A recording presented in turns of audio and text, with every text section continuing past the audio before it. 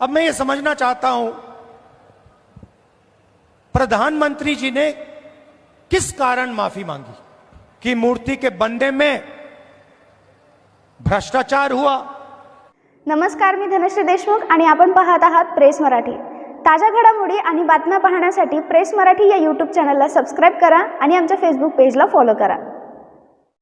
भाइयों और बहनों, आज हमने कदम जी की मूर्ति का उद्घाटन किया और जब मैं वहां था मैं सोच रहा था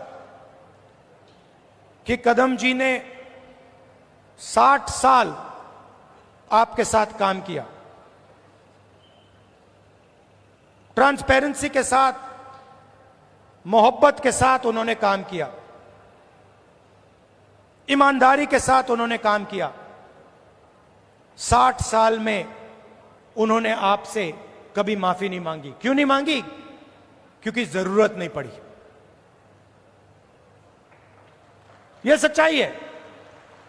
माफी जो ही वही मांगता है जो गलत काम करता है। जिसने गलती ही नहीं की उसको माफी किस चीज की मांगनी है? यहां कुछ ही दिन पहले शिवाजी महाराज की मूर्ति बनाई गई और मैंने अखबार में पढ़ा कि प्रधानमंत्री ने कहा मैं शिवाजी महाराज से माफी मांगता हूं। अब मैं ये समझना चाहता हूं प्रधानमंत्री जी ने किस कारण माफी मांगी। अलग अलग कारण हो सकते हैं।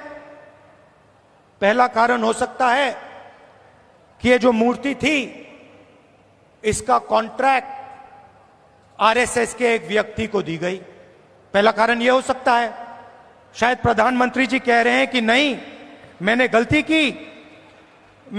की, मुझे यह कॉन्ट्रैक्ट आरएसएस के व्यक्ति को नहीं देनी थी, यह मुझे कॉन्ट्रैक्ट मेरिट पे देना था। शायद वो गलती हो सकती है। दूसरी गलती हो सकती है कि मूर्ति के बनने में भ्रष्टाचार हुआ, चोरी हुई। शायद प्रधानमंत्री इसके लिए माफी मांग रहे हैं कि मैंने जिसको कॉन्ट्रैक्ट दिलवाया उसने भ्रष्टाचार किया, महाराष्ट्र के लोगों से चोरी की। यह कारण हो सकता है। तीसरा कारण हो सकता है कि आपने शिवाजी महाराज की मूर्ति बनाई, उनकी याद में आपने मूर्ति बनाई और आपने इतना भी ध्यान नहीं दिया कि वो मूर्ति खड़ी रहे। मैं आपको गारंटी देता हूं, कदम जी की जो मूर्ति बनी है ना, आप यहां 50, 60, 70 साल बाद आ जाइए, यहां आपको दिखेगी।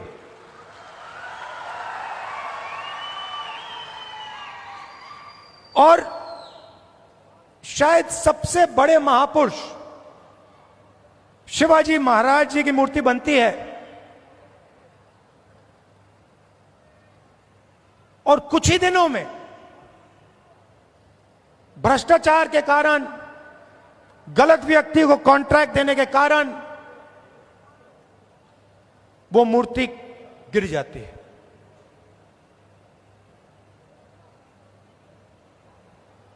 शिवाजी महाराज का अपमान किया है और प्रधानमंत्री को सिर्फ शिवाजी महाराज से माफी नहीं मांगनी चाहिए।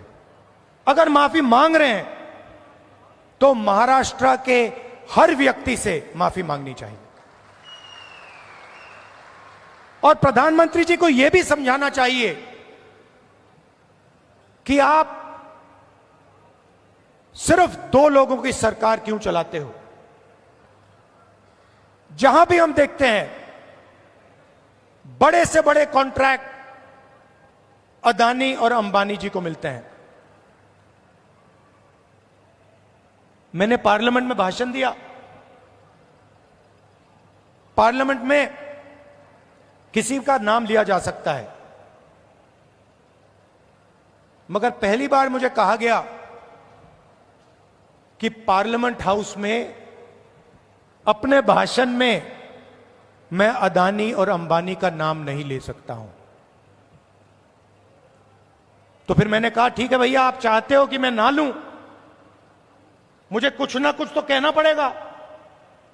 अगर अंबानी अदानी नहीं चाहते हैं तो मैं कुछ और कह देता हूं। तो मैंने उनका नया नाम बनाया है A1 और A2।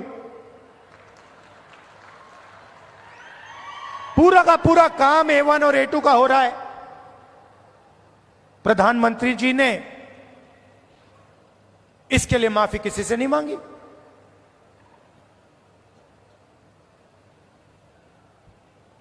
काले कानून आए,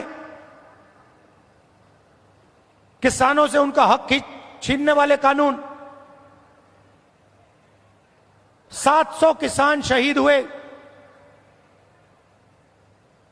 हमने पार्लियामेंट में कहा कि 2 मिनट इनके लिए मौन रखा जाए। हमें कहा जाता है नहीं, ये शहीद नहीं है।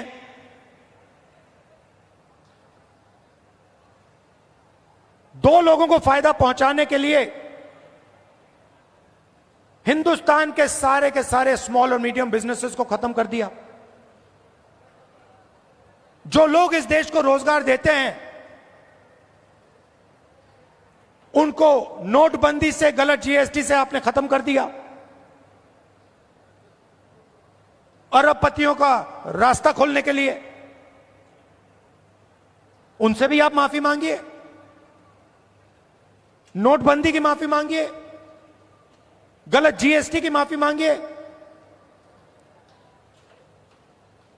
और नतीजा क्या है कि आज अगर युवा रोजगार चाहता है, सिर्फ महाराष्ट्र में नहीं, पूरे देश में कहीं भी अगर रोजगार चाहता है, उसे रोजगार नहीं मिल सकता।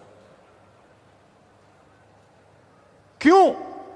क्योंकि जो कंपनियां उसे रोजगार देती थी, जो छोटी कंपनी थी, मिडिल साइज कंपनी थी, वो सब बंद हो गई, खत्म हो गई। भाइयों और बहनों, अंबानी और अदानी इस देश को रोजगार नहीं दे सकते हैं।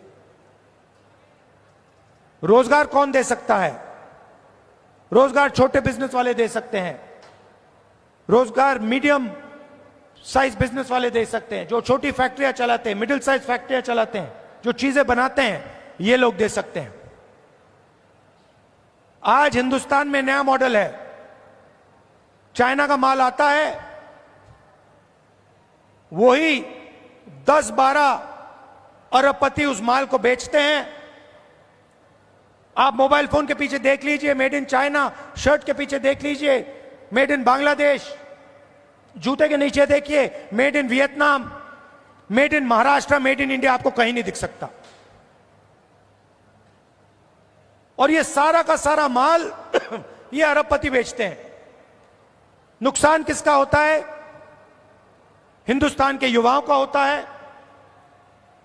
हिंदुस्तान के जो छोटे बिजनेस हैं, मिडिल साइज बिजनेस हैं, जो चाइना का मुकाबला कर सकते हैं, उनका होता है। फायदा किसका होता है? नरेंद्र मोदी जी की मार्केटिंग होती है, अदानी और अंबानी जी का फायदा होता है। और दो हिंदुस्तान बन रहे हैं, एक अरबपतियों का उसमें 20-25 लोग हैं, और दूसरा मजदूरों का, किसानों का, बेरोजगार युवाओं का। भाइयों और बहनों, 16 लाख करोड़ रुपए, 16 लाख करोड़ रुपए नरेंद्र मोदी जी ने इन 20-25 लोगों का कर्जा माफ किया है। किसानों का आज तक कर्जा माफ नहीं किया है। हमने 70,000 करोड़ रुपए किया था जब हमारी सरकार थी। आप सोचो, 70,000 करोड़ रुपए से हिंदुस्तान के सारे किसानों का कर्जा माफ किया था। इन्होंने 16 लाख करोड़ रुपए 22-25 लोगों को दिया है। ये हमारी लड़ाई है। हम चाहते हैं कि एक हिंदुस्तान हो। अगर बैंक के दरवाजे अरबपतियों के लिए खुले हैं, तो बैंक के दरवाजे किसानों के लिए, मजदूरों के लिए, युवाओं के लिए खुले होने चाहिए। अगर उनका 16 लाख करोड़ रुपए माफ हो रहा है तो फिर गरीबों का भी 16 लाख करोड़ रुपए माफ होना चाहिए, और अगर गरीबों का 16 लाख करोड़ रुपए माफ नहीं हो रहा है तो फिर उनका नहीं होना चाहिए। हम सिर्फ न्याय की बात कर रहे हैं।